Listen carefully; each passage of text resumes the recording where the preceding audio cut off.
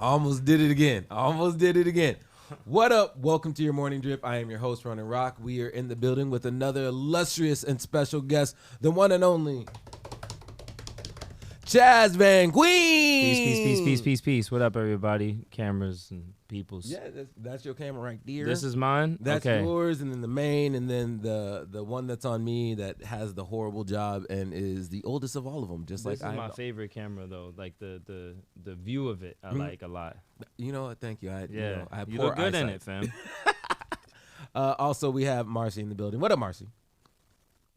A trailblazer. Marcy's got a mic. She's been busy sitting up here filming the world, and so you know she ain't been here in a second, but she's still doing it.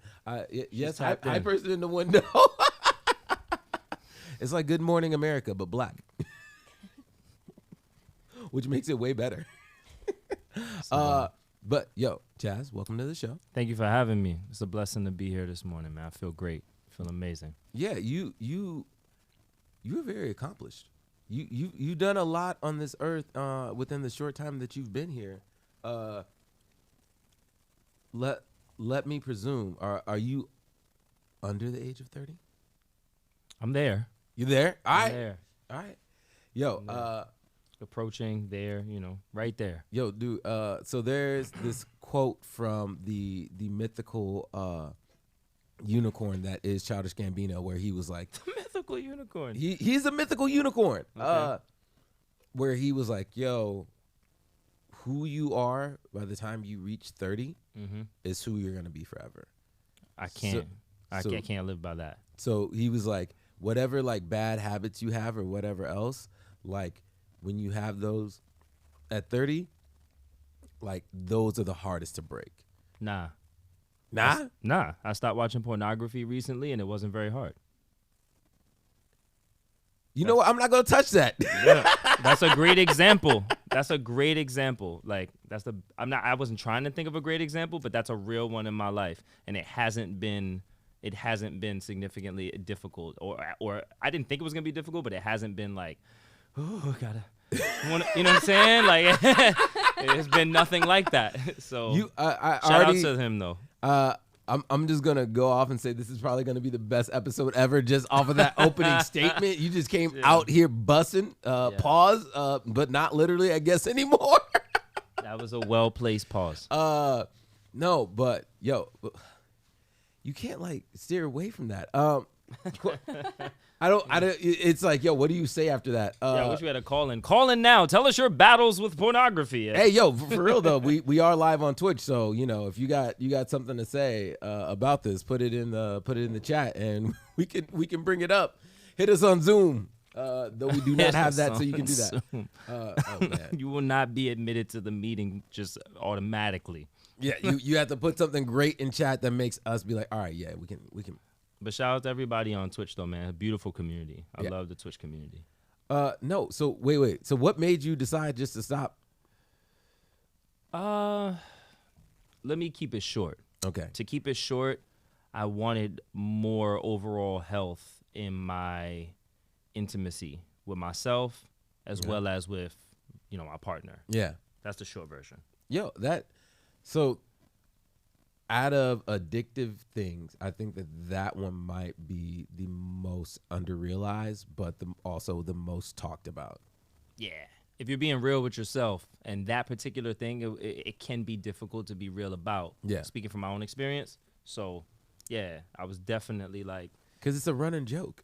It is. And it's also, unfortunately, it's very unfortunate, but in our, society, especially with manhood, we associate, promiscuity with power. Yeah. We associate, like, options with power. We associate, like, sexuality and sexual freedom with overall freedom. Yeah. And that's another one that I'm like, I don't know. Like, having sexual freedom is not necessarily directly related to being, spiritually free. They're not directly related. But because I think it matters, and maybe you can clarify, like, what you deem as sexual freedom.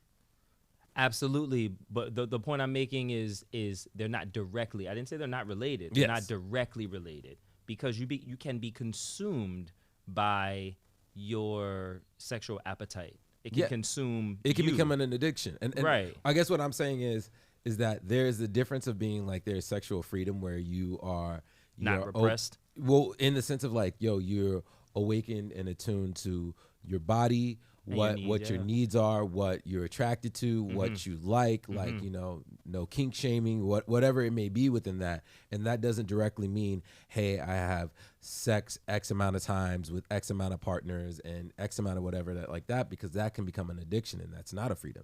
Exactly. Freedom through addiction is not a thing. Exactly. So when I hear you say that, it automatically makes me think, this freedom within, was it being promiscuous and you, because being promiscuous, especially when you have a partner, isn't freeing. That is entanglement, and you're entrapped within, especially if like your partner doesn't know, or if there isn't a clear lines of communication, you end up being like, I'm hiding my true feelings. And if you're hiding, you're not free. I'm not free. Within that, I do got to say. No. I apologize to cut you off. No, go ahead. I just want to elaborate on that statement. There are times that I haven't been free. And I have to, the difficult thing to do is to, like, for me, I can only speak about myself. Yeah. The difficult thing to do is to acknowledge those things with your partner. Be like, this is how I'm feeling. Yes. I have not acted on these things, or maybe I have acted on these things in these ways, but here's the transparency of where I'm at and truly how I'm feeling. Not like today was cool, but like, I had this raging desire all day, and I want to talk to you about it. I haven't acted on it, but I just want to talk to you about it. Like, to be in that place in a relationship, I wish every relationship to whatever's best for it, but like to be in that space, I think it can be very healthy, because you could work through it in real time with somebody, as opposed to trying to work through it like only by yourself. I'm going to do all this internal work, but there is this external force that is pushing me in a direction. You want somebody to inspire you, you know what I mean? You're not just going to like play ball every single day or work on your craft every single day with no type of positive reinforcement from anyone. You know what I'm saying? Like, that's not healthy. So things that you're working on too, things that you're trying to. I think that gets like, it gets confusing at a time. Like when we have all these things on social media that are these certified self-help guru type people that are like, hey, your happiness is dependent upon you. You can't depend on your partner to bring your happiness. And then at the same time, it's like, if your partner isn't sitting up here being your number one fan, then they aren't with you, and you need to. It's just like, what is it? Yeah, which one? Sometimes sometimes they make some valid points, but don't yell at me, first of all, and second of all, don't like, who are you? Like, don't ever yell at me. One, your tone is not helping here. Yes. And two, tone is so important. Yeah, tone is so important, especially like if you're talking to other melanated people, like, what's up. Culturally, especially if you're not talking to other melanated people. Ooh. It's like, come on, fam. Like, one, don't yell at me. Like, don't boot camp me through spiritual development. Like, that's not how everybody works. And That's a two, bar. yeah, and the other thing that's really important with that when people do that is don't just talk to make a point, man. A lot of people like to hear what they sound like. Yeah, don't just talk to make a point. And also, this isn't baseball, you know what I mean? This isn't batting practice. Don't just talk until you say something interesting. Or one of those moments that's like, aha, like you stumbled upon an epiphany moment and you're like, yo, that sounds like a bar, but what that is unhealthy. Conversation would be better overall if people would embrace silence and phrasing a little bit more. Ooh, phrasing. Yo, your cadence, how you get to point A to point B is such an important thing, because the one thing that I hate, and it's like a problem within myself that I wish I'm like actively trying to change, is being like, hey, how I'm speaking to you and the words that I'm choosing might not be the message I'm trying to convey. And I'm like, and I say this to my partner sometimes, and I'm like, don't listen to the words that I'm saying. Listen to the message I'm trying to convey. Like, I might mess up on the words. I might not be articulate enough to put this sentence together perfectly. But what I'm trying to convey, the emotions that I'm trying to say, and the way that I'm trying to say it, realize that more so than me being like, hey, I'm tired of picking up the kitty litter. Like, be like, hey, I'm having trouble with this. Can we try to do this to blah, blah, blah, blah, blah? Especially. Did you have a thing with the kitty litter recently? Yeah, we ain't getting into that. Okay. Okay. Because the example you chose was so particular. I was trying to grab something in the universe that didn't matter, but at the same time, I tapped into something that did. You did. Y'all gonna work through that kitty litter.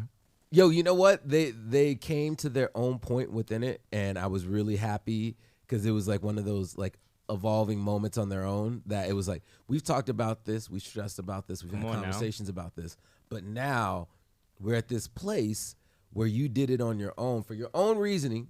It was in the right way, selfish reasoning. Yeah. You did it for yourself, and it ended up bettering us. When people come around in their own time, it's like a present that you forgot you wanted. It's really beautiful. It's a belated birthday gift, but try not to be, 3 birthdays down the line giving that gift. Yeah. Also, ideally, I'd like things to be fixed before I forget. You know what I mean? Yes. Before I just like cope with it and move on. You know what I mean? I think relationships are just interesting, whether it's... Oh, man, we've reached it. Relationships are just interesting, whether it's romantic or otherwise. It's just... Yeah, they're fascinating. And they're also... yes, humans are, somewhat pack animals, but I don't think it's natural to spend all your time with the person. Like the way that a lot of, traditionally the way that relationships are built, I think the world doesn't operate that way anymore. We've automated so many processes and things that we can operate with a certain type of autonomy and on our own way more. We can operate on our own to survive and even thrive better than, maybe 50 or 70 years ago. So the way that relationships, the foundation that is built upon is like almost to the point where it's far-fetched to me, and I'm in a relationship. Yeah. It's like, this isn't going to work if I can't spend all my time with you or any person, Let me ask you this, and this is a dangerous question, so I want you to take a second before you answer it. A second is the least that I will take. Yes. Now that we live in a society where we have text messaging, we have all the different kinds of ways to contact a person. The fact that you can no longer be like, hey, I'm not going to answer this right now, no matter what it is, like in the important scale of 1 to 10, it can range anywhere within that. Just the fact that it's like, hey, you sent me a text message. Mm-hmm. I did not reply to it within the first 5 minutes. Mm-hmm. Now it's been an hour. Now it's been a day. Mm-hmm. And people having so much animosity towards that in general. Because the point that I'm trying to make within this is, back in the day, we had phones that we can choose not to pick up, and it was blind. Like, we didn't know who was on the other line. But because now we know who's on the other line and what they're saying, we are chosen and told to respond immediately. How do you feel about that? I don't agree. I think the caller ID was the big game changer in the world. Second thing. And I am willing to, you know, I don't even want to say endure, but endure is the quickest word I can conjure. I'm willing to endure whatever the consequences of moving on my own time. Thank you. Hey. But this has come, I also should say this, because everybody's at a different point in their journey. I've also, you know, I have also coped with, you know, missing many opportunities in my career already. Yeah. You know what I'm saying? So I already know what that feels like, and I know that I can survive and still thrive if I miss an opportunity. I don't, you know, some people are not, they're in a different space, they work in a different industry, whatever. So I do respect, you know, people who are like, nah, like, I got to see about this. I got to, you know, everybody's where they're at. CC, respond, I never let an email sit in my inbox longer than an hour type people. I praise you, but I also say, like, you are crazy, because to be at a point where I personally don't have enough time in the day. I just feel like as a person I know I need to time manage better. But when I see people that are constantly responding to something that they're like, you're at a dinner or whatever else, and like, oh, 1 second, I gotta answer this, and then they do that, but they do that 10 times within a meal, and it's never too long. They're always short within it, but just being like, I can't step away from something. And I had this happen to me yesterday, and if homie watches, I don't care. I had someone hit me up talking to me about potentially working on something together, and I responded being like, hey, yeah, we haven't done this yet. And then it was my kid's birthday. Oh, peace. And I didn't. That's the a next blessing. message I didn't get to respond to, because I was like, I got to go get the cake. I got to get the balloons. I still got to put my presents in the bag, and I still got to drive over to the location. And then I got a message like, yo, word, guess this ain't going to work out then. And I was just like, it took me a second to stop, breathe, process, and be like, I can lash out, tell them how I really feel, or I can say this in a more subtle way that they hopefully can understand. What you did, that person didn't do. They didn't, and respect to that person, but you know, for whatever reason, they didn't do that. And I'm speaking from a space of that message that person sent. I felt that way before. Yeah. Because what am I doing? I'm grinding my insecurities. And you're so excited sometimes that you really want that answer, like this, and because we live in a like this society that, I don't know how. It's like you feel that way, you want to make it happen, and then you don't get a response, and that's when the grinding of insecurities could happen. Yeah, and it's happened to me like many times where I'm like, whoa, you know. But you know what the beautiful thing is about texting? Right. You can draft. You can draft. It is a therapeutic exercise. Yo. Use drafting a text as therapy. I've learned from like prior, you know, work relationships. Say what you want to say in a text. Put that bitch in a note. Whew. Or just read it and let it go. You know, if you you know what I mean? Or maybe there is like one line you want to keep or whatever, but like don't. One line after the 4 paragraphs. Yeah, like, you know like what? This really just sums it up. Yeah. All this other stuff is just getting the irk out. Yeah. Let me save the irk and just give them the message. Right. You want a work relationship. You don't want a therapist relationship. Don't do it. Bars. If you're working with somebody. So, Chaz. Yes. Van Queen. Yes. Who are you? Let us know, because you know we've already jumped into so much. Who are you? Yeah, okay. I'm trying to I don't want to Jay-Z Nardwuar that answer. So I'm just like, I'm not a businessman, I'm a business man. Man has a cigar. He's like, I am, and Nardwuar's like, nah, I meant like, you know, you Jay-Z. Who am I? You know, I am you know, spiritual being, just having an experience here. I am an artist. I'm a producer and a writer. And I also am a music educator and a teacher here at PPS Schools. And those are the things I do.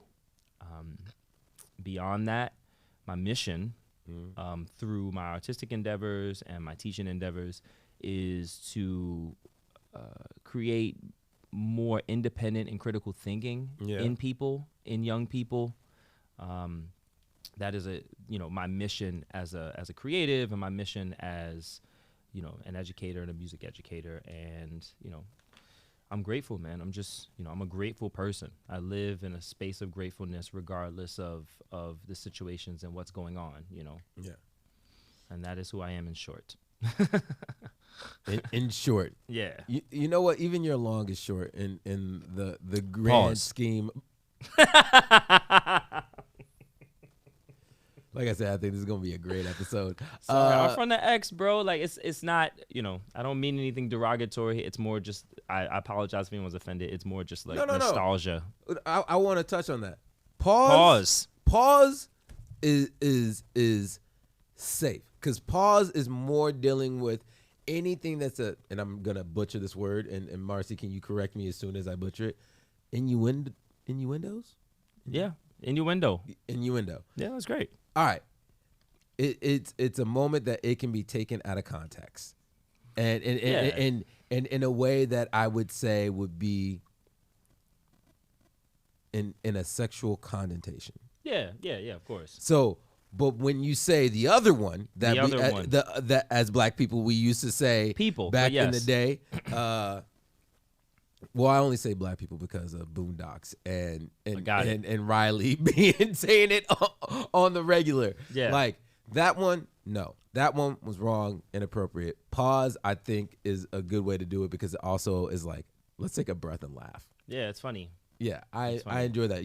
Are you good with pause, Marcy? Is the youth down with the pause? Yeah. As you can tell, I use Marcy to tell if I'm still down with the young folks, if I'm still hip hop anonymous. Okay. Do you get that reference? Why is this person your point of reference? Or not Big Daddy? Sorry. Wait, is it Big Daddy? Yeah, the Adam Sandler movie. That is the Adam Sandler movie. Yes, yeah. Big Daddy. Hip hop anonymous. Hip. Oh yeah, I remember that. Yeah. You give him all the easy words. Yeah, that was really funny. Actually, I remember that. Yo, but why is this person your point of reference for what's still cool or whatever? Two things. Okay. One, I'm not that cool, so I don't know why. Yeah, I'm like, well, no, you are, because you love MF Doom, so you get points on that, on being musically diverse within your taste. You're young, and MF Doom wasn't a part of like, this came out at the perfect time in my life to come out. This is you being like, I went back in time to like learn, or I heard something, or I like gravitated to something, but yet you're still in the present day, where I would be like, yeah, TikTok is blank, and it's like, actually TikTok is actually this. You can use it for blank, but it's not only blank. And I'm like, oh, so it's not just stories, Instagram, and that's it? Oh, okay. So Marcy can educate me to that. Also, Marcy stays on TikTok like no other that I know besides my partner. Okay. Marcy sends us TikToks, and she can once again agree with my shittiness of text messaging. Marcy sends TikToks. I look at them, and then I say nothing. I'm a person that says it in my head, but then never puts it down. So I'm like, huh, that's funny. Yeah, because I mean, but also, how many times do we want to read, huh, that's funny? You got to think of something original every time. Yeah, I can't do that. I'm sending them stuff that's calling them old, so. Oh, okay. Got it. So, yeah. Because on one hand, I'm like, is she I the sent so super many cool Super Bowl person? memes. I mean, that.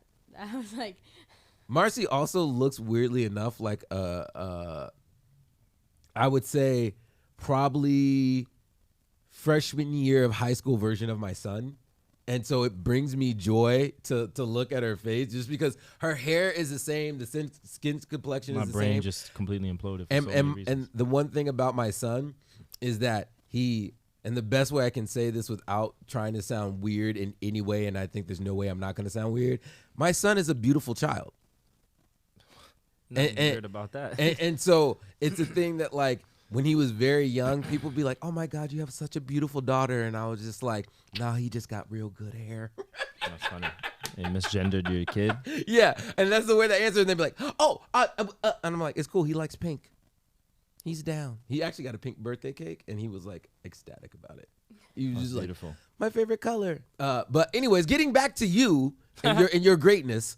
So first off, let's touch on the music. Yeah. So you as a music artist, and this is the one thing that I love about this show is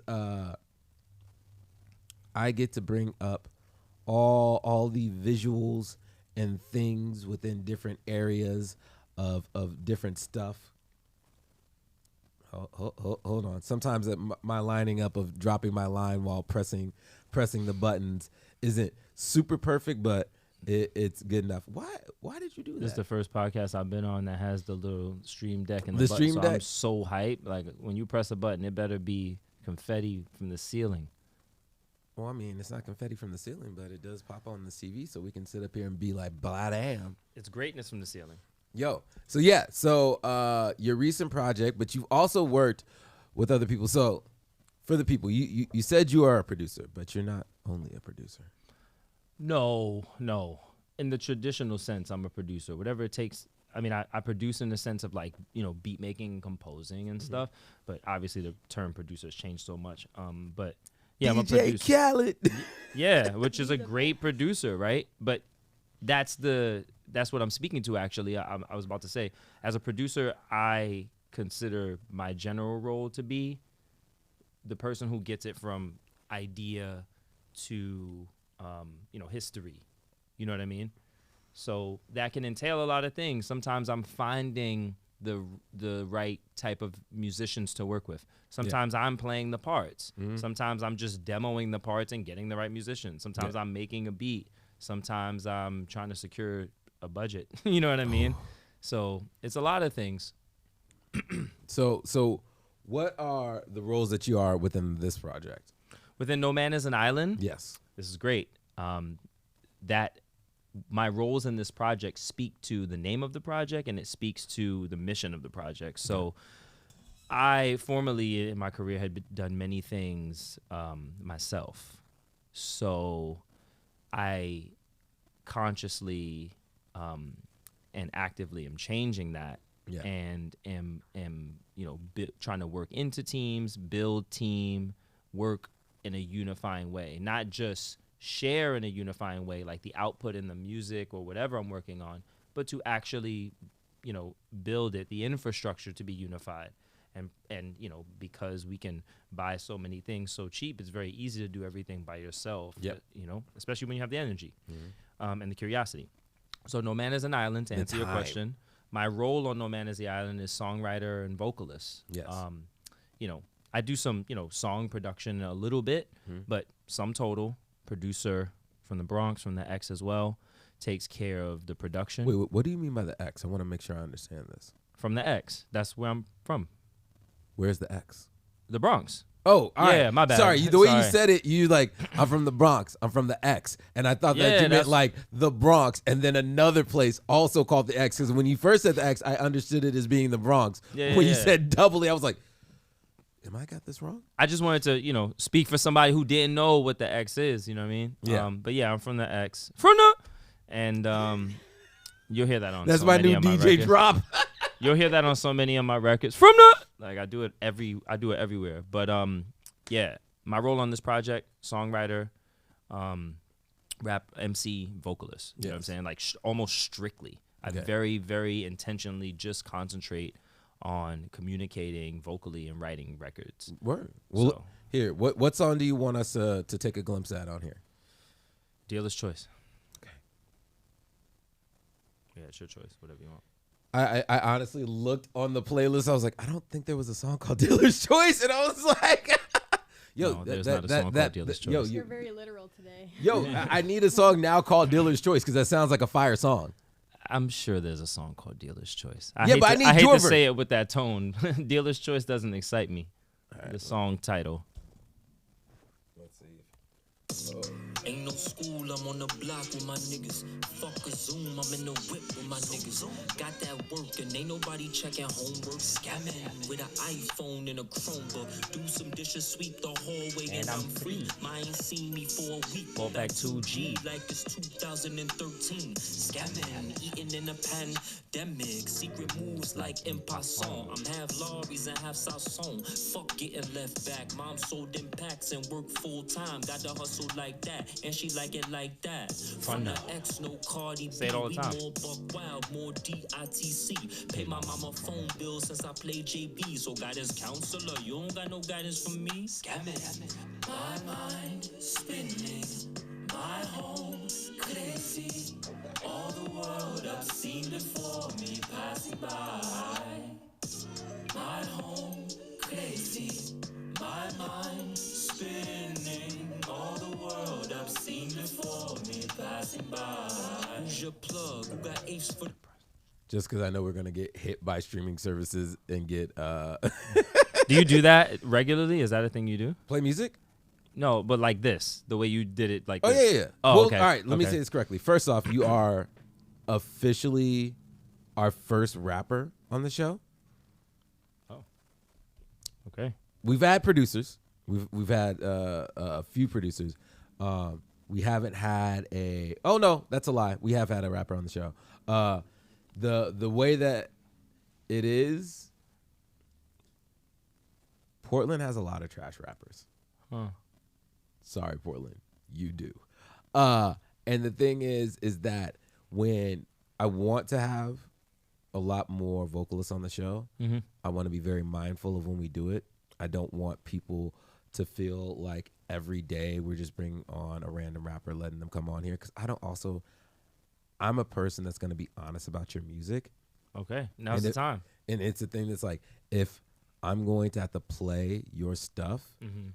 and then have to look at a camera and be like, so let's talk about da-da-da-da-da, because I don't want to talk about your music because it's not there. Yeah. I don't want to be that person. I don't want to crush your dream. You might be in the evolving point. You know, Kendrick at the beginning wasn't making songs as tight, and I don't mean as tight as cool, but tight as in put together wise, as he did later on in his career. And it takes time to evolve into that point. So that being said, I don't want to bring on whack people. Yeah, yeah. And Well, I'm grateful to make it past the threshold. yes, and one thing I wanted to say is, within listening to what you have up on here right now, it doesn't sound amateurish whatsoever. And it's a thing that I know, first off, you're not.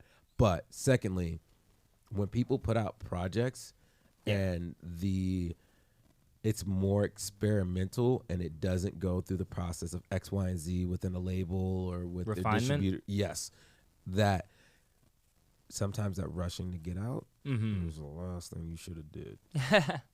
Yeah, I and to speak to that for people, and then we can get back to this. Remember that there are tiers of release, and use them to your benefit. You know, you can do soft release, soft release, soft release, soft release, and that could be 5 or 6 different things, right? Yeah. You could release exclusively on Spotify and you could garner the listeners that you have there, set something up with them intimately, do a feedback session. Yeah. That'd be really dope. That would help people latch on to your progress and learn about your process. You could do another soft release in another format. Maybe it's a Bandcamp release where people can actually support the song. Maybe that comes with one piece of merch or whatever. This is one song you're working twice. Yeah. Then you're like, now this song is available. You know, if it does really well and you sell out of merch or whatever, now you got some bread. Now you can release it as a single, literally. Do a remix with it. You know, now you release a song 3 times and the song has gone through refinement. Yeah. You know what I mean? So I just wanted to speak about solutions a little bit. Yeah, no, I definitely think, because I back in the days when people would do early pressings of stuff because they needed to get it out, and it would be like, yo, this is the early rough draft pressing of X, and this is their tour copy. They came back around and they finished the song. It's like, so you went on tour with this song, played it out to the world, came back, and then all of a sudden you had to redo it. This famous example is the Fugees. There were certain versions of the original album and certain tracks that came out that then Lauren had to redo, and they're like, Lauren, your voice has changed.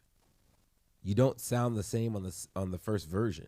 So Yeah. people then have that rare copy of being like, yo, this is the X version of when they Is first. Mona Lisa an example of that? I think that's the one. Yeah. That's the one I think of first. Yeah. And it's just like, yo, we have to go back and do it again. But like the world has this version. But yo, Both like, are fire, but I like the second one a lot more. But that's just me. Yeah, Everybody has their preference. I can't even remember which one is which at this point now. And I think that's more of DJs with Serato than being anything else.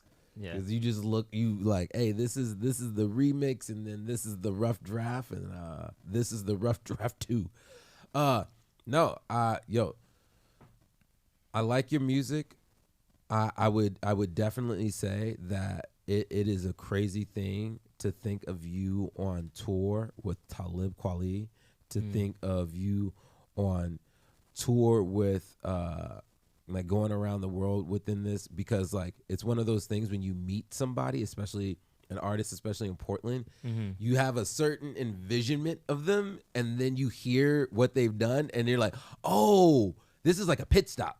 You're like an artist, like you the shit, and then it's like then you like listen to music or whatever else, and you're like, oh, you're like on that level.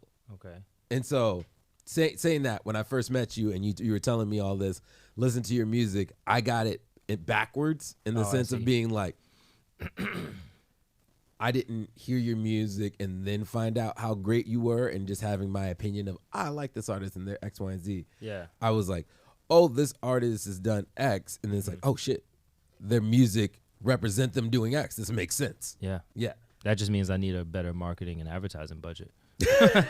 That's what, in career terms, that's what that means. But on the other hand, that means that I'm also, in lieu of that, that means that I'm out here actually in these streets in a healthy way, and listening, learning, meeting people.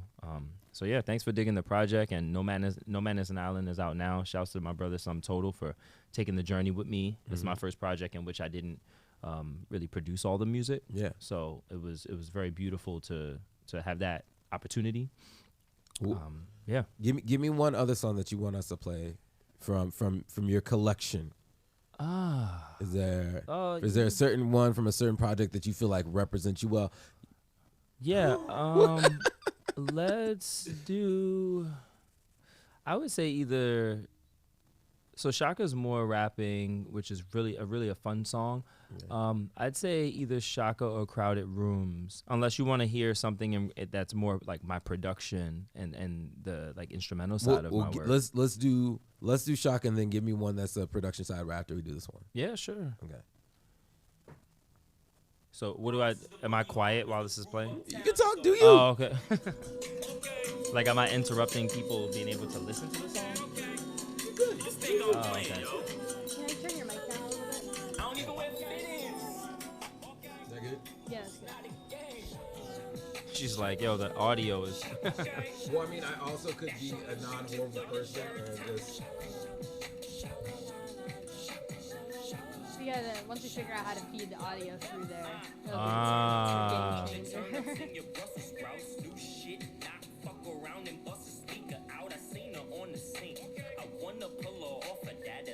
Because I could just send it to the Mac Mini. And then you can just control my volume right there. Like you do the intro. If you want to, I mean, this is fine too. Bro, this is amazing how, like, the duality. That's one of the things. I know we're not, like, I want to talk about that a little bit. The duality of like, people's careers, you know? Because, like, bro, I'm here with you right now, like, doing this podcast, and then I'm literally about to be in a classroom teaching, like, full on, you know what I'm saying? And that's just up until like 2:45 of my day. You know what I'm saying? It's wild to be living this in real time. Like, I want you to know that it feels out of body. It's wild to me. Do you have a hard time choosing what path you want to be on, because it turns into that thing of the jack of all trades but a master of none? But I hate that saying. I just like the part of being like, you're a jack of all trades. You could be a master of one. I'll answer that. Yeah. Right before that, I'd say take a moment and actually read the whole quote of that saying. Oh, yes. Yes, I know. It's better to be a master of many than a master of one. I'm not gonna misquote, but I have it. I have it like on a little piece of paper. And yeah, take a look at it. But to answer the question, yeah, there's a little bit of that. There's a little bit of me feeling like I could be somewhere else right now. But I also manifest that because I be other places. Well, I is it hard to be like, yo, I could dive in and do more things within teaching, within education, in a different realm, and you know, if I took a little bit less time to focus on my own craft within it, like I could do more within the community or whatever else. My ideology is that they are not different worlds. You see? Okay. That's why I'm doing it this way. Ooh. 40 years from now, the merge will be back because of what I'm doing right now. The way I'm operating my career, am I touring? Yes. Am I doing shows? Yes. Am I putting out material? Yes. You know, there's some things I'm not doing that I'm working on. I'm always in progress. But am I on your block? Yes. But am I in your school? Yes, fam. And I'm showing people that this is the mold that you can have in your career. You can make your own mold for your career. And that's what everyone's doing. Yeah, I guess what I'm saying is it hard realizing that sometimes you're missing out on opportunities? Yes, it's hard. Yes, it's hard, you know. But there's a bigger thing. There's a bigger thing at hand, bro. Imagine if the poppin' person that you wanted to see on the internet was actually your teacher. I'm that guy. I mean, I'm looking all over, but I want you to feel me too. Like I'm really that person, you know, in a non-egotistical way. I've been blessed with the ability to do that, and I'm not like humbling myself to do it because it's an honor to do it. I am stepping into it. I'm stepping into tomorrow, in the wise words of Donald Byrd. We need more teachers, I think, like you, in the sense of like being multi-talented and doing different things and not having like, I mean, I understand teaching being your only thing because it's a full-time job and there's a lot of work that goes into it, but like I think kids would benefit more from having people that have a variety of hobbies because it's like you have all of these people with depth. Yes. Well, it becomes that problem, and this is why you have guest lectures. The quote of being like, those who do, those who don't teach. And bullshit. Like, and it's and I sorry. You're just dropping. I hope you're meaning bullshit into the sense of that idea, not bullshit and me saying it. Nah. Come on now. I know you did. I just want to clarify for the audience. Yeah. Nah. No, but just in that sense of being like, when we have the roles of doing said things, like, or it being the retirement plan for artists within stuff. Like, I'm sorry, hold on a sec. My whole foot is stuck in your chair, and I just need a moment. You do that. All right, okay, I'm good. I was about to panic. You're like, no. Oh man, I'm good though. All right, so just within that, I would say that, and I also tried to bring the quote up, though. It's long. No, it's just everyone did something weird to the quote. Everybody cropped it. Yeah, everybody cropped it. It's like, let me define what they're saying, but before that, let me put my lens on it. You can't just see it. You need to see it through my filter. Yeah. Anyways, I tried. The point that I'm really, and I've made the point already, but I'll say it again, maybe in a different way. What I'm doing is not. I don't consider it to be anything particularly innovative. You know what I mean? Like, I'm not standing on some soapbox like, I'm doing it different. Like, you know what I mean? Like, I'm not. Yeah. But, there's merit and there's reasons why people do that. And maybe at the right time, I will engage that way when it's necessary. Yeah. For affect. But what I'm doing is really, elders have done this. Paul Robeson did this already. Like, many other people before did this already, bro. They were scholars. They were athletes. They were, artists and musicians. This is what, leader of industry is supposed to be. Yep. And the thing is, I agree with you, and I live it within the same way that you do. I tour and DJ around the nation, and then I turn around and I do this show. And then I also have done community outreach within teaching, within PAIR and different organizations like that. And I get it, but I also at the same time realize that if instead of me doing some of the extracurricular activities within it, that I could be Michael Jordan in the sense of it being like, yo, 8 hours a day, I'm working on the cut. 8 hours a day, I'm like, researching X, Y, and Z new music. I'm doing all those things, and then I'm bettering my body. So when it's time to perform, that I'm on point. Human evolution has showed us that once Michael Jordan is there once, the next person can be Michael Jordan twice and 3 and 4 times. Yeah. That's what evolution has shown us, and I'm just a product of that. Yes. I'm stepping into being in the classroom a little bit more because I respect the fact that it's you're idealizing another human to think that you could just step in for 2 minutes and wave at them and show them that you're great, and that's enough to like actually know. Like, teachers are amazing and they're heroes because they're there when the shit is rough, fam. They're not just there to be like, you could be great, yo, holla at me. You know what I mean? And just like, I shouldn't say that because that's not how, most of the people sound. Most of the people, they come into school and they do the little thing and then they walk away like, I did something today. I helped the kids. I did that for years.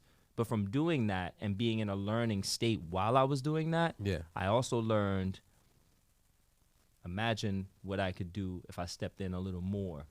But that's what I'm saying. And I'm finding my balance too, fam, because like, how do you deal with the balance? I'm not dealing with it as well as I'd like to. To be completely honest, I'm not touring enough. I should be touring more. That's my next question. Because when I was touring, like the feeling that I'm evoking in children and the ways I'm inspiring the children, it's very synonymous with the way that I was inspiring patrons when I went out to play on tour. It was a similar, like the energy in who I am translates in both places pretty transparently, you know what I'm saying? So I realized when I was on tour, my impact on another human. Yes. Like truly embodying that. And then I also was simultaneously realizing that when I was on tour, I was like, man, this is the impact I have in the classroom too.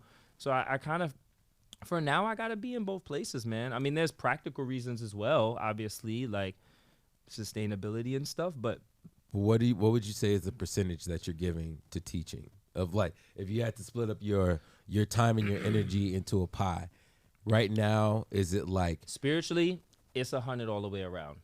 Spiritually, there's two answers. Spiritually, it's 100 all the way around. That energy is ever refreshing. No energy is created or destroyed, and I'm giving 100. It feels like I'm giving 100 every day. Yeah. And music wise, I don't right now. I don't feel like that. But practically speaking, it's because I recorded and made so much material in the last 4 years.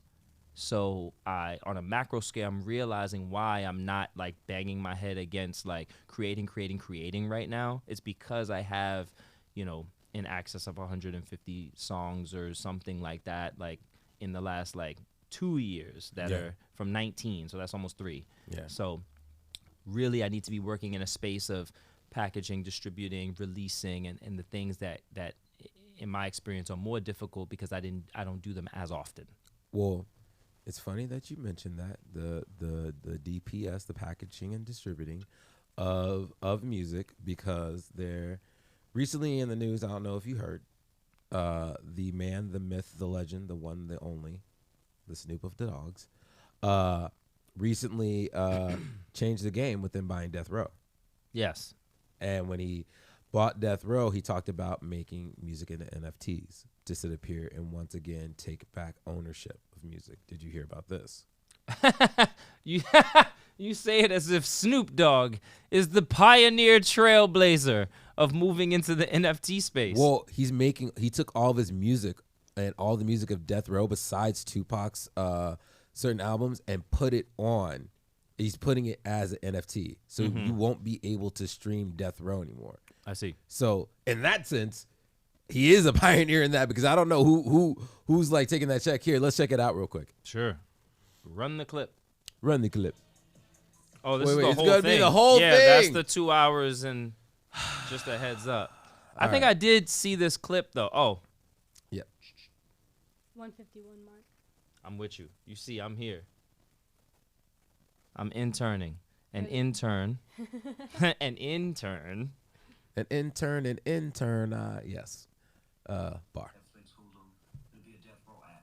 And then the music, those platforms get millions and millions. Could you scroll up a little bit? Yes, Please. I'm just trying to get the Oh, I audio see. real quick. Yes. Thank you, Snoop. Thank you, Lord.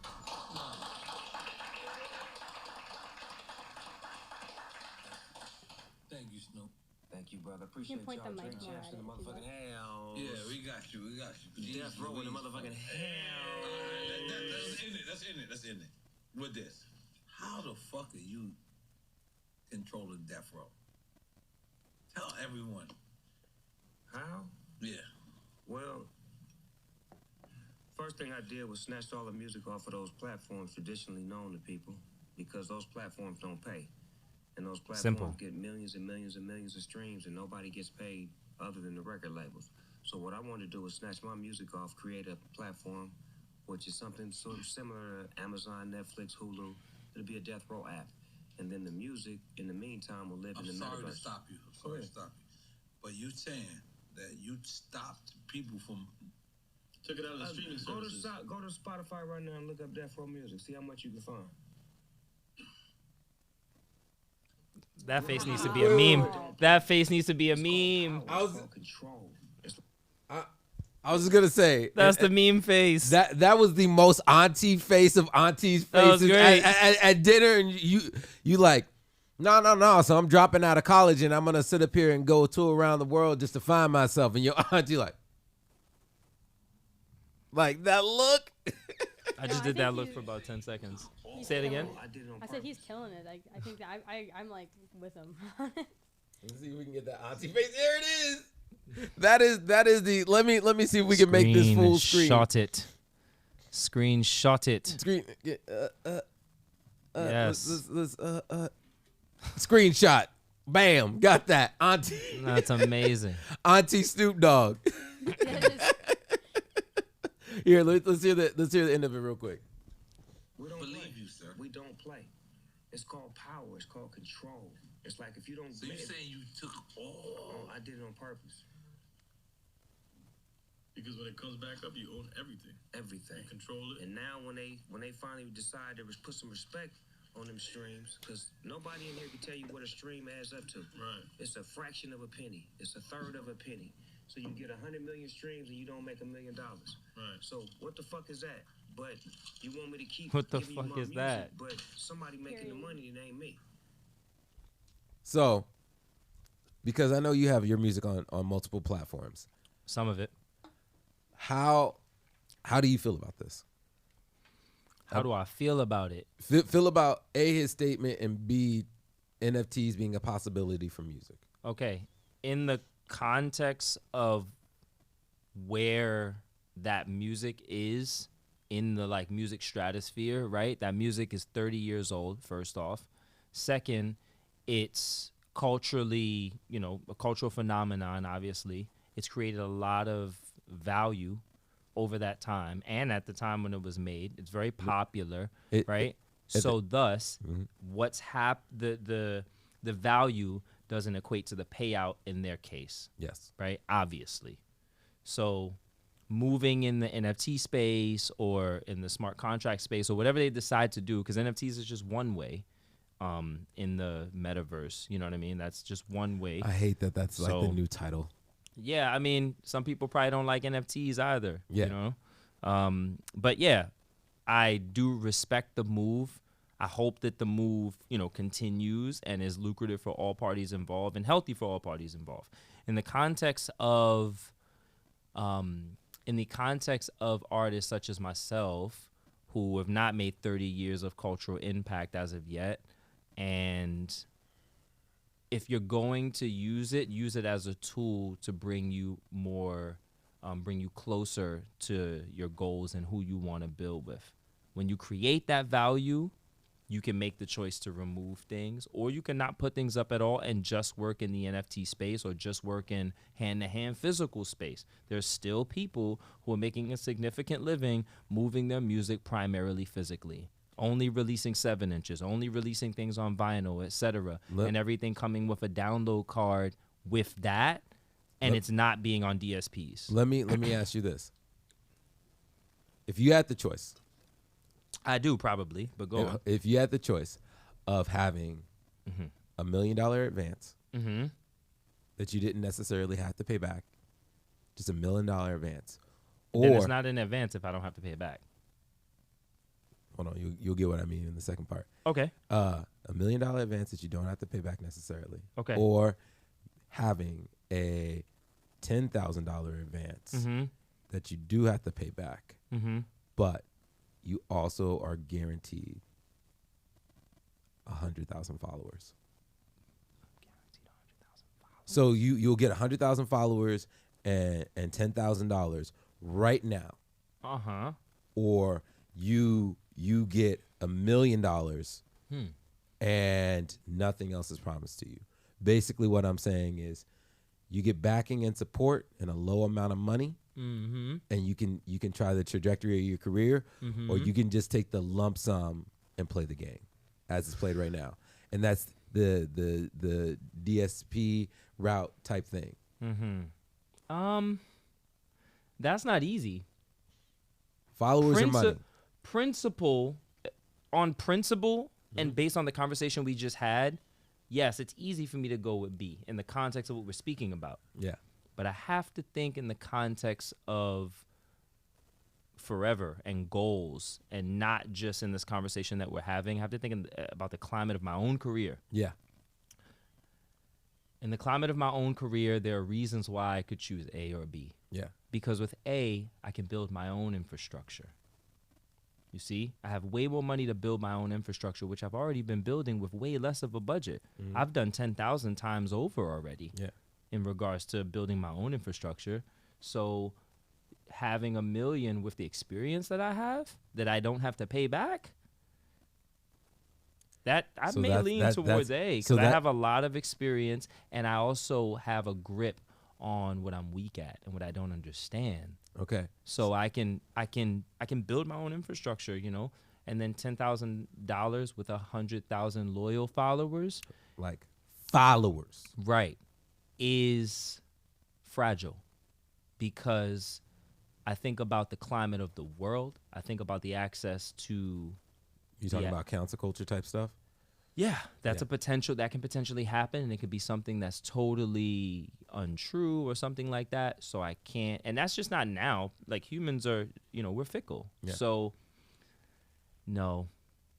So let me give you. No, I believe in loyal followers, but I also, you know, this is America, and this is, you know, this is our world. You know, everything is a house of cards, fam. Yo, I hear you on that. Personally, I would take the 100,000 followers and the 10. Yeah. And the only reason I say that is because I know that how that million, and this might be me be deep and heady in the game, is that taxes and X, Y, and Z that's gonna come out of that. It's gonna come out of 10 too. 10 is a different tax bracket. Absolutely. It's only like 2,500 that's gone. Yeah, exactly. So I'm like, yo, knowing how this is going to get cut up, yeah, and knowing the maybe I have to pay this back, maybe I don't.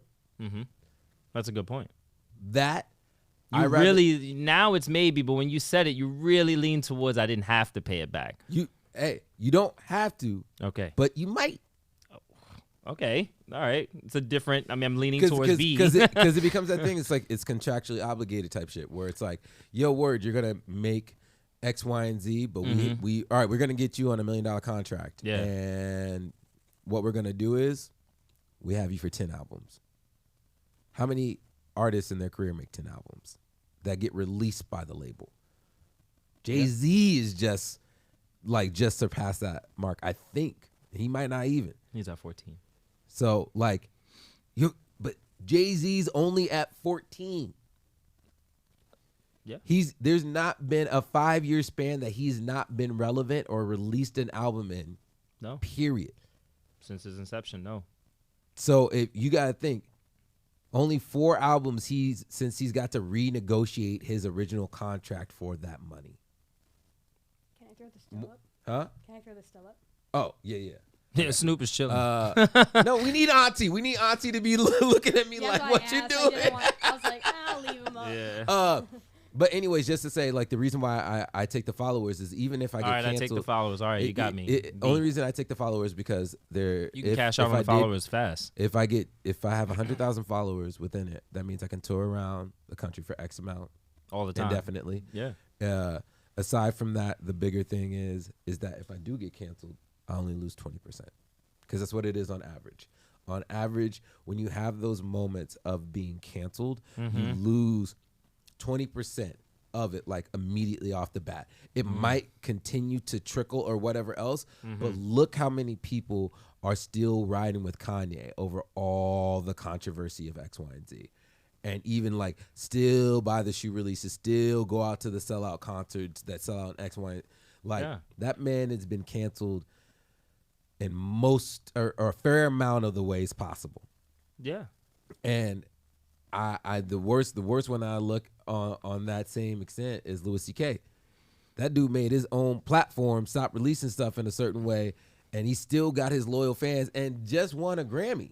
Or was it was it Oscar or was it Grammy? I think it was an Oscar. It was an Oscar. What do you win an Oscar for? For his comedy album. Oh, okay.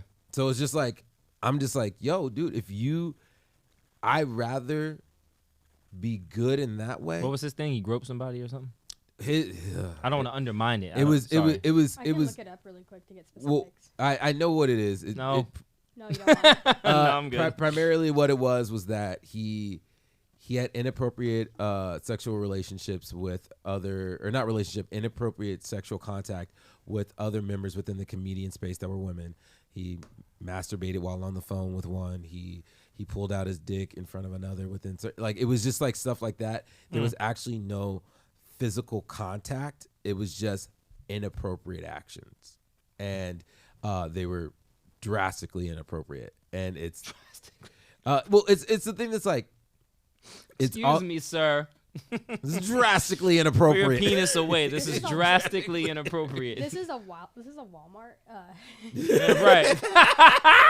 This is a Walmart. It's in that kind of sense. It's like, it's kind of weird because we know how some of these comedians are.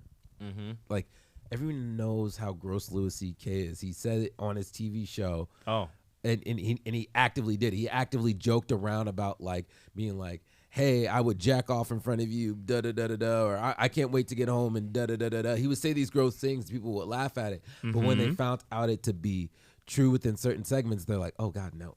And I'm like, context is important. The thing that gets me within it is not like, I'm like, when is it that a certain climate or a certain environment where things are inappropriate and they're allowed, like, it's conversations, it's talking points, it's actions and stuff that they're in jest, and then it's like, then they stepped over the line when they did this, and it's like, that's the point that I'm like, if we don't have conversations about these things, it's gonna be impossible to navigate them, because people are gonna be like, what? John brings out his dick all the time to Rob, Mark, and Stewart as a joke, and Jen says that she's one of the guys and she wants to be treated just like everyone else. Rob pulled out his dick in front of Jen. Jen did an HR complaint to the comedy club. He shut down forever. He can never perform again. And it's like, word, I understand there's a difference between pulling out his dick, joking with his boys, and then masturbating in front of because of a sexual thing. But if he does jokingly do it in the same context over here, where does the line lie? And it's like, I'm not saying this saying what side of the line I'm on. I'm saying this because I don't understand the rules of the line. Okay. I just wanted the record to be shown. I am saying nothing. I'm always the one that's in the situation. That's not me. That's not me saying nothing on some, like, letting shit happen. I'm just in this moment, hypothetically speaking. And that's what I'm in the same point that you are. I don't know, and I'm just saying, how do we have a conversation around this without being toxic or without being degrading to people or undermining people's feelings within this? And I think the thing that we forget is, both sides have, and I mean in the sense of being both sides, not as a person that's doing it, but people are like, hey, I'm okay with this culture of stuff of, like, you know, mooning, showing my ass, doing X, Y, and Z. Whoa, and I then haven't heard the term mooning in so long. And then other people being like, no, this is disrespectful, this is sexual harassment, da da da da da. I understand both of those sides. I'm just like, where does that hard line meet? There is no hard line, because To assume that there's a hard line is to assume that everyone is the same. But that's the problem. We treat it as if there's a hard line. We treat it as if Or the there's internet. guidelines, not a hard line. We treat it as if there's guidelines, right? Don't masturbate in front of someone without some sort of consent. That's a guideline, you know? Making someone feel uncomfortable is not a hard line because it's different for each person. That goes into uncomfortability being funny and being a joke and being X, Y, and Z. It's like, hey, it makes it uncomfortable for me to fart in front of you. Hey, we should be able to fart in front of each other. If you're a woman and you don't fart in front of your man is da-da-da-da-da. Like, it's those things where it's like we have conversations about it and people are like, these are the guidelines and these are the hard lines. And so, you know what? Thank you for that bar. We need that on the shirt. Guidelines versus hard lines. I was going to ask, just for clarification for the viewers, are you kind of coming from a perspective of, like, at what point is it a dog whistle to make those certain types of jokes? Or, like... What do you mean by dog whistle? I want to make sure I So, like, a understand. dog whistle, for example, would be, like, the difference between, like, a black person making a race joke and a white person making a race joke. When a white person does it, there's a bit more of a dog whistle, where it's like, why do you think that's funny, and why do you feel comfortable telling me that? You know what I mean? Like, there's that, like... Because you didn't live it. Exactly. So it's like the same thing as like a being like when you do something towards a woman or you do something towards a guy or when you make those jokes on stage, at what point is it actually a dog whistle for your behavior? Or, you know, and I think like, so that's why I was asking, is that kind of a perspective you're coming from, or is it more so just like the guidelines and hard lines? It's more so the guidelines and hard lines, and I would only... Comedy wouldn't be entertaining if it wasn't offensive at this point. Well, And I'm not saying all the time, but I'm saying that's part of inherently what we've conditioned, what we've been conditioned, and what we condition ourselves to associate with comedic value.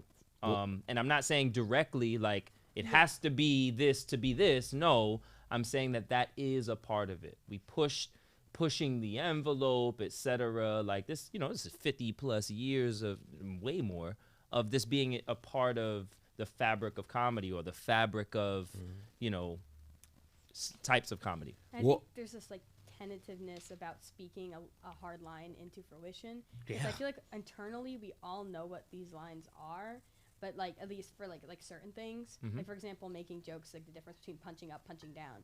We know that, and it's just now being spoken into as a like finally people are like, okay, we know that there's a difference here. Yeah. In that context, and I feel like now it's kind of like people are kind of speaking into it, but people are generally tentative about it. Now you see why I have asked her.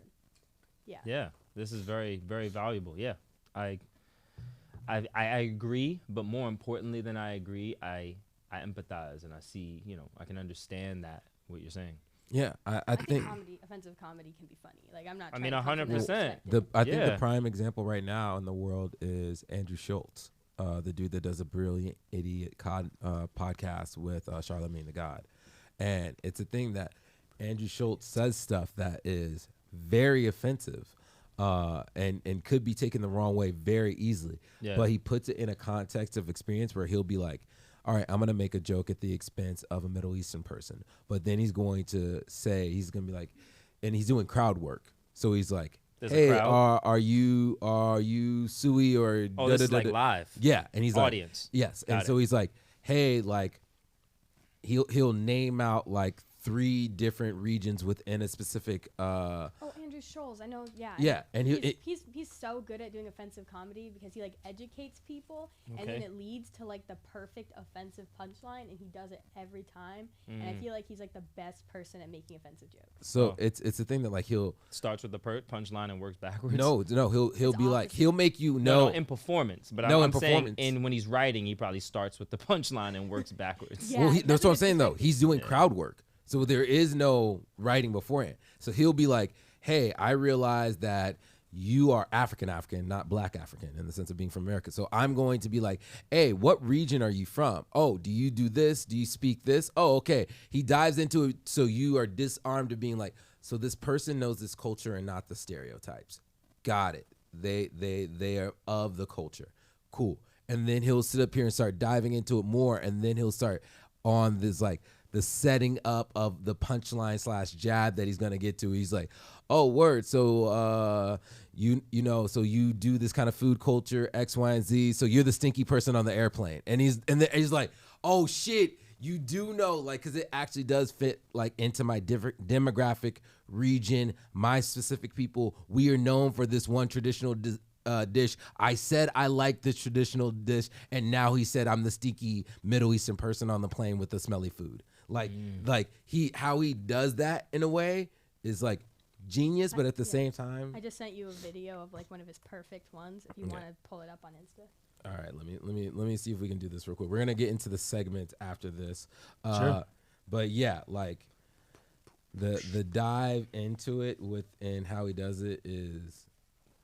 He's one of my favorite comedians, and I feel like he just nails it. He just does such a good job of like making the audience members of like all backgrounds feel included, That's and then great. just decimating them with like the best joke.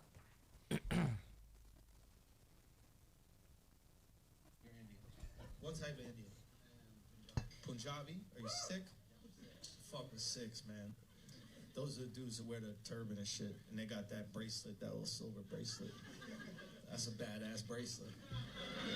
No, for real, because back in the day, that used to be a sheath that would protect them from swords, because the Sikhs were the warrior class of people in India. And then over the years, you know, the meaning has changed. Now, it's used to rest on the steering wheel of an Uber, but You see what I'm saying and how he does it. Like he puts so much context within it and understanding the people, understanding the history, understanding the culture, and then he's like, I know about you, so now I can make fun of you instead of being like I'm on some stereotypical bullshit and going for the cheap laugh. He's like, no, I'm gonna give you the filet mignon of this shit. Yeah, But he has I'm about still serving you 12 minutes until that. He has probably about 12 minutes until that's offensive. Oh, Yeah. He has a very limited time. If not already, there are people who are like, just because you have Google or just because you talk to people in an Uber doesn't mean you can make jokes about them. Like I'm sure there's already people on that wave. Oh yeah, but I mean that's the thing again. It's like, yo, you have that 100,000 person crowd, right? 20% are wavering. Yeah, it's that's working still 80,000. Yeah, it's working right now. And I think that's great. I think the jokes are great. You know, I mean that was a great joke. It's like the price floor in comedy. When you make offensive jokes, you automatically make there's a access point where people are just gonna tune out, and that's something you got to be conscious of. But that's part of what people like. That's a part of what makes, inflates comedians' rise. We're gonna get into the segments because you are short on time, and That's I know great. it feels so great to be here, and then the time flies, and then No, the clock is there. I'm tapped in. Yeah. All right, first up, Wu-Tang Clan and Nas are teaming up for the NY State of Mind tour. Amazing. Ghost is one of my favorite rappers. Very easily. Ghostface, hands down. Yeah. I'm gonna do this to you. We play a couple of different games on here. First off, we're going to do Fuck, Marry, Kill, Wu-Tang Clan in the sense of the greatest of all time, the one you can listen to every day, the Wu-Tang member that you're like, get them the fuck out of here. Who is it? Oh. So the one I can listen to every day is Ghost. Of the Wu-Tang Clan, you mean? Yes, solely of the Wu-Tang Clan. The one I can listen to every day is Ghost. Who's the best member of Wu-Tang Clan, hands down? Best? Yes. Hands down. Best. I mean, Ghost is my favorite. Hey. Yeah, Ghost is like, scientific. My hand kissed it. Robotic-listic, optimistic. You probably missed it. Like, that's Ghost. Yeah, nah, the energy from Ghost and what I get from that, I gotta roll with Ghost is my favorite. So Ghost is your favorite. Then what is, I'll say this better, what is the album you can listen to every day? Supreme. Okay. I could listen to Supreme Clientele every day. Okay. And for a lot of time in my life, I have. It's so beautiful. I find a lot of joy in just tapping in on an album. So what's the next one? So who's the Wu-Tang member you gotta take out? Take out? Has to go. Has to leave the building forever. It's not gonna be Cap. I'll tell you that right now. It's not gonna be Capadonna. It's put it this way. It's a name I'm having trouble recalling at this moment. It's not Riz. It's not Jizza. Obviously. I swear to God, if you say ODB, I'm gonna kick you out of here. No, it's definitely not ODB. The Black Man is God. It is. Oof. It's between. Damn. What's homie's name? Who's on? This is how we doing. Put a rough ride on my bus right through him. Who's that again? Insert the Cardi lines. I don't want to say the wrong one. So That may be. That may be. It may unfortunately either be. It may be Master Killer. With respect to the God, it may be Master Killer. I was gonna say it was you, God, but it's not. It actually may be Master Killer. All right. Yeah, but I can listen to Ghost every day. Jizza too is great. Obviously, Ray, Meth, Cap, ODB, RZA, even you, God. But Master Killer, I'm not really tapped in. Okay. All right. Next up, we have. I need, like Dylan said it, top five. Who's your Okay. top 5 MCs of all time? MCs? Yes. Rappers. Oh man, we should have played some of my music where I sing. This would have been a lot different and easier. Top 5 MCs. Can I do it in no particular order? Yeah. Okay, Chuck D. Okay. Hove. Okay. I could just say Chuck D twice. Slick Rick. That's 3.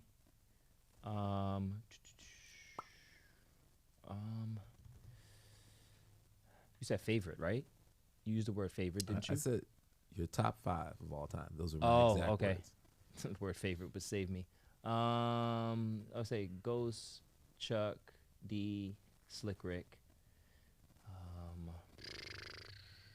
I said Hove, so that's 4 actually. Yeah. That's what I got up. I only have 1 more. That's insane.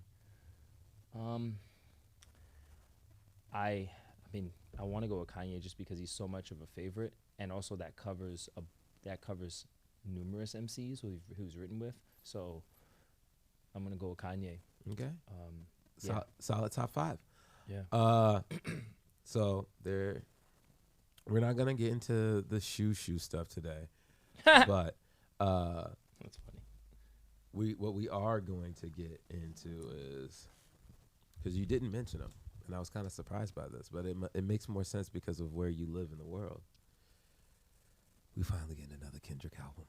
Oh, I didn't mention as one of my top 5. Yeah, you didn't mention him as one of your top Oh. 5, which is fine because you from the X, so it makes No, sense. like I feel like to be honest, I feel like I mentioned Kendrick with the MCs that I mentioned, you know, because you only got 5, so you have to pick 5 that represent so you don't much have more. To explain it. Yeah, You're saying, good. yeah, I mean, But are you excited for the new Kendrick album? yeah, definitely. I'm always excited for What you know. what is a song that you gravitate to of Kendrick's? What's one that's like, you know, when you think of Kendrick, you think of the song? Sing About Me. Okay. That's one that I think of immediately. Mama is another one I think of immediately, but that's also just as much because of knowledge, and just like the feel and Layla Hathaway, because that's who you're hearing on that sample. But yeah, those are 2 songs. I'll cap it. And Money Trees, it comes to mind very quickly. Me and my niggas, like that line comes. It comes very quickly to me when I think of Kendrick. That line is iconic to me. Yeah. All right. I would say that I'm very excited for the album though. And another reason I'm excited is because I want to hear what the future, what the next realm of like LA and on a greater scale, some of the West Coast but what about the hip hop East Coast? musicality is gonna sound like. What about you know? the East Coast music that's coming out? How you feeling about it? I'm excited. Because Yeah. I wanted to say that in the You know, context of Pusha T is a a beautiful, amazing MC. And I am excited to hear like he's a rapper's rapper. yeah, I'm excited to hear like the the combination of Kanye oversight and Pharrell and Neptunes and Chad Hugo and like production. But there's no but. The point I'm making is with Pusha T, a lot of times like I'm say it left for you. craving more with songwriting sometimes. Let me say it for you. Hey, yo, first off, he's the crack king because he sits up. His crack music is Great. Mwah. But Yeah, within of that course. same point, the thing that gets me about Pusha T, I appreciate a Pusha T feature more than I appreciate a Pusha T album. He is the seasoning added to a black meal after it's already been put on the table. So just mama think he seasoned it, but you might need like, yo, let me throw a little hot sauce on this. Is it safe to say that, in your opinion, Pusha T works best in teams with other? Yes. Like The you know, Clips, amazing albums. Yeah, the duality was amazing. Can you say that Pusha T has released an album better than the Clips original? I wouldn't know because I haven't deep dived into any Pusha T And that's albums. That's exactly why. Yeah. No disrespect to the No God. disrespect. Yeah. And it's the thing that's like, yo, it's the same thing can be said for Outkast. That's why Andre 3000 has never put out a solo album. Big Boy has. Big Boy has never outsold the Outkast albums. That's no disrespect to Outkast or Big Boy because he is in the fabric. He's of the makeup of Outkast. So the greatness of theirs only with him in it. But when you look at his bodies of work that are separated from that, he's a different kind of artist. That's the same thing as you take the Beatles. The Beatles as a sum of their parts. Some of them are more valuable than others. But did any of those individuals sell more than the Beatles? That's a really bad example. I wouldn't dive with the Beatles as an example on that realm because they made some pretty. They made some, They made monumental music outside of Yeah. the Beatles, Yeah, but a did they lot. outsell the Beatles? Well, I mean, outselling something doesn't have to do with how good the music is, all the time. Ooh, all know? right. So we gonna have to come. You have to come back on because we gotta dive into. Yeah, that's not. Those things aren't directly related. What is the truth about having a successful album? Is it being a cult classic or is it sitting up here being number one? Well, I mean, just the Beatles is not a good example because Brian Epstein died, bro. Like Brian Epstein was a manager, like just the extent of what Brian Epstein was doing in regards to, packaging and manufacturing and the schedule he had them on. Like they were able to be so great because they were drilled the way they were. As teenagers, they were playing like once the band fully formed, they were playing like 6-7 nights a week live.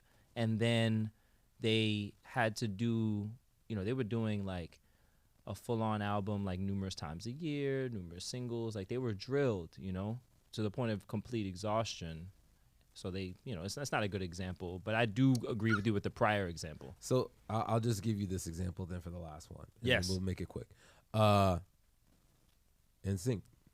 Justin Timberlake has sold more on certain projects than NSYNC did. Oh, really? I didn't know that. I believe so. Yeah, I believe. probably. I mean, am it correct feels there. right at this point. But NSYNC as the fabric of what they are, their part might be more than them together. And I say that in the sense that Justin Timberlake is one of those people that feels like they were born to be a star with him being on the Mickey Mouse Club, transitioning into NSYNC, his prominence in there, and then his prominence afterwards, and even his prominence within discovering other artists and doing other projects and other genres with other people. I feel like that is a summation of being like, that is the dude, the group was great, but it was always going to be that dude. You would have to ask Timbaland and Pharrell that question. You would have to ask them, yo, this is the question you'd have to ask, in my opinion. You'd have to ask them straight up, let me ask you a question. If that boy didn't do millions with NSYNC, would you have ever fucked with him straight from the Mickey Mouse Club? That's the question you'd have to ask. You can put that same question on Michael Jackson, Jackson 5. Would you have ever fucked with Michael solo without the Jackson 5? But he had the difference between the two is that Bobby Brown. Michael had solo material early in the Jackson 5's career. Yeah. Which is the difference between Bobby you're it's a little different for Michael because Michael had solo material fairly early in the Jackson 5's like rise. It wasn't like they did, millions a lot and like made this huge impact and then he went solo. Like he already was setting the tone for doing solo stuff early with Ben and like a bunch of other stuff. Hey, I mean, Outkast abstracts there. It's mostly That was a great example. When you said Outkast, I was like, damn, that's a great example. All right, so we're going to go on this real quick because I just want to know.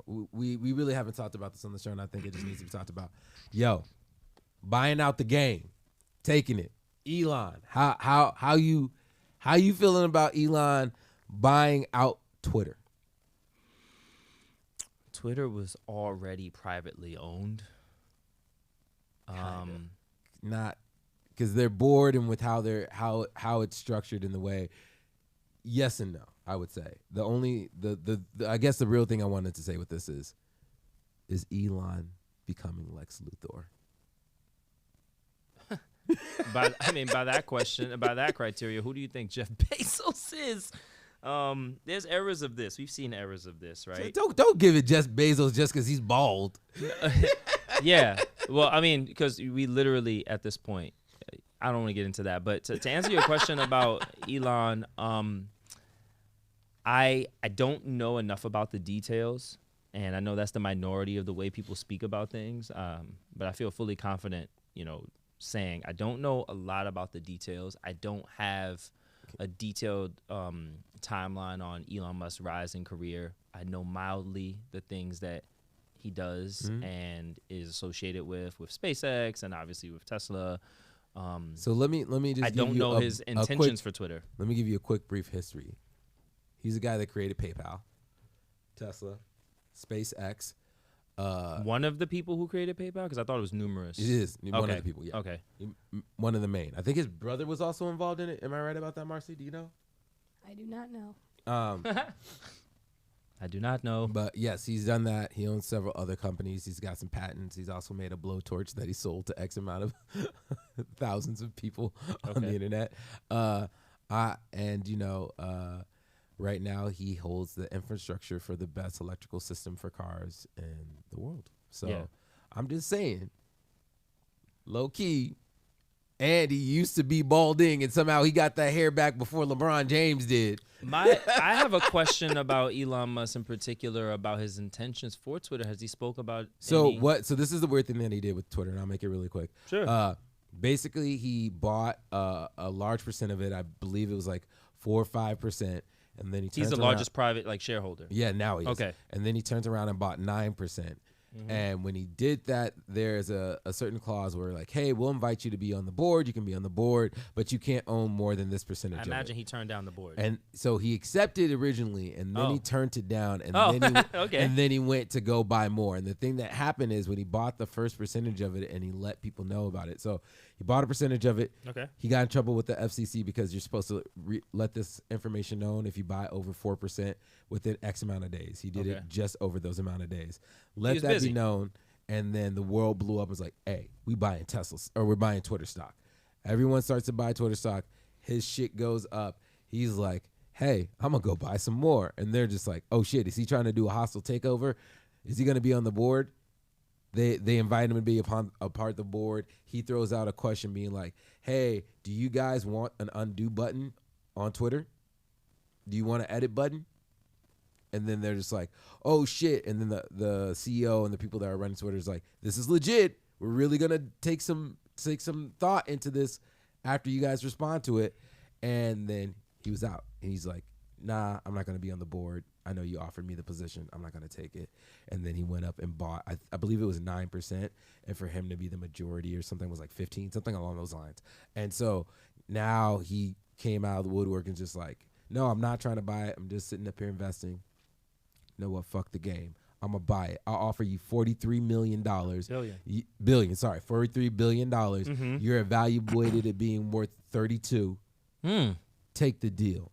And they're just like, but we don't know if you have the assets to really do that. You are the richest man in the world, but your stuff is tied up in Tesla stock. And he's like, just now, don't worry. I got it. So I'm just like, is Elon Musk Lex Luthor. Are we about to see? Because he's also making robots that he alluded to.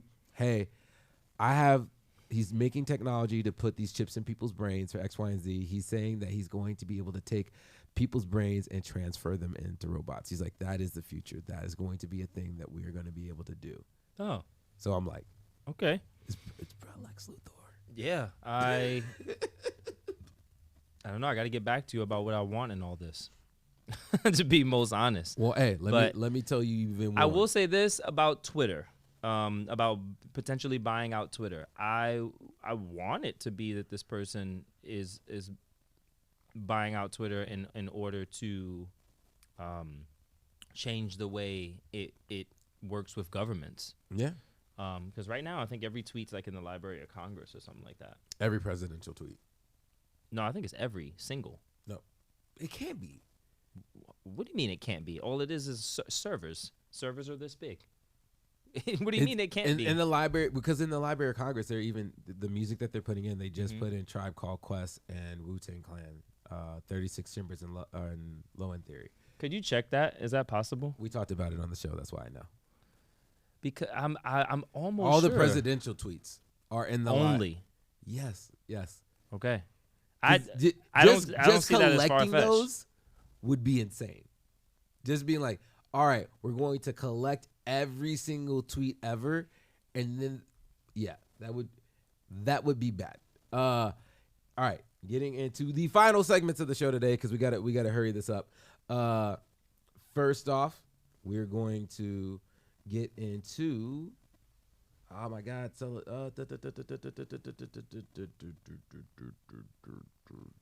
I have this. Is this helpful? Grinding. Yeah. All right. So let's go ahead and give me your grind your beans. So all right, this next segment is grind your beans, where we talk about what's irking us, bothering us. It can be big, it can be small, but we need to know. Chaz, what's grinding your beans?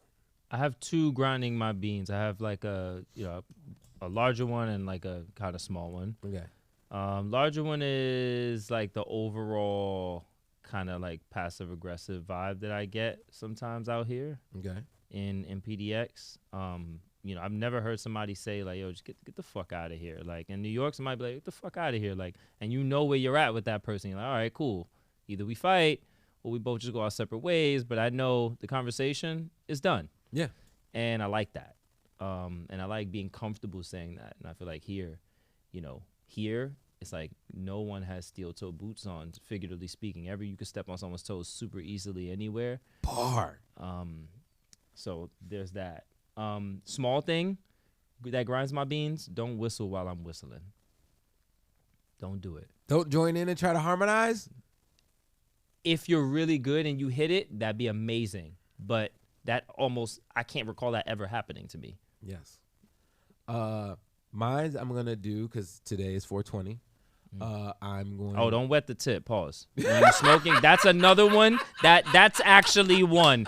Yo, fam, that's so terrible. It's so uncomfortable. Or at least warn me so I can know. You know what I'm saying? Because if you're with a person you're super comfortable with, obviously you may know because you engage with them before. You've gone and done the cipher before. Yeah, but if it happens with the person I'm comfortable with, I'm especially like almost enraged because I'm like, yo, like this is wet. What is going on here? Like. I don't like that at all. Mine's is one, but it's two-folded. Since it's 420, I'm going to say this. Just because you see me out, or you see the homies out, or any person out smoking a J, chilling, does not mean you walk up and sit up here and be like, yo, can I hit this? It's COVID. I don't know you. And don't sit up here and treat me like I'm an asshole because I'm not letting you hit my joint. Yeah. It's also my joint. It's for, yo. Stop doing that. Yeah. Stop being the weirdo that's like, we don't live in these free times of joint handing off to pure on strangers. Because you know what? Not all y'all vaccinated. Not all y'all sit up here and wash your hands after you go use the bathroom. Not all y'all doing the things that need to be done in this world. Also, you're not like, what? I can't people go just be sharing J's with random people? I didn't even think that was a thing. In Portland, yes. And then secondly. That's ridiculous. You can get a J wherever. My more important thing is Dave Chappelle is supposedly playing tonight, I believe. Here? Yeah, he's doing his comedy show 420. I believe that's still going on. If it's not, It's a secret show, like always. no. It's Oh, okay. it's supposed to be. I think it's at the Motor Center. Yeah. Oh, okay, dope. My I thing. should actually My thing is send this. a text message. Maybe I can go over there. Hey, yo, shoot.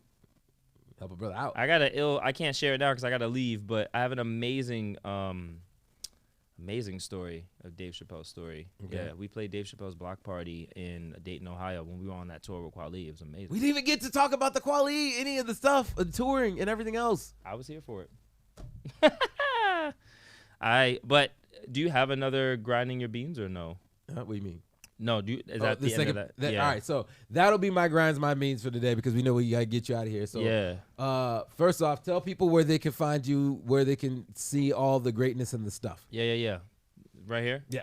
Peace, y'all. It's Chaz Van Queen. Peace and love to everyone. My name is Chaz Van Queen, and that's all my music. So anywhere, Chaz Van Queen. You can find music on my site, chazvanqueen.com, because that's the best place you should go. But the next place you could go is Bandcamp, because I love supporting independent creators. So hit Bandcamp, chazvanqueen.bandcamp.com. Your IG. Also, I have some, I'm working. Okay, I was making sure. I'm going in order of importance. Okay, got you. And yes, the one social media that I do engage is Instagram. So Chaz Van Queen on the gram. Oh, and a little Twitter here and there. Okay. So yeah, I appreciate y'all for listening. Appreciate the love. And more than anything, take in the music, get some inspiration from it, man. It's a lot there for you. Pops don't lie. This has been another episode of Your Morning Drip. I have been your host, Running Rock. Our special guest, Chaz Van Queen. From the X. From the X right now. Out here in Portland doing the damn thing. Yo, man, it's great to have you on. We did It's a not blessing. nearly get into all the stuff that we get in school, the community work, the DJing. the DJing, the touring. Yeah, it's a lot. We might have to have an episode too, man. We might have to bring I it don't back. think it's a might. I think we literally have to because There we second go. part of this interview. But yes, so anyways, thank you for coming out. This has been Your Morning Drip. Make sure to like and subscribe, hit that notification bell. Follow us on all the things at yourmorningdrip.com or Your Morning Drip on social media apps. Yeah, that's it. We out of here. Peace. That was a blessing, man. Thank you so much.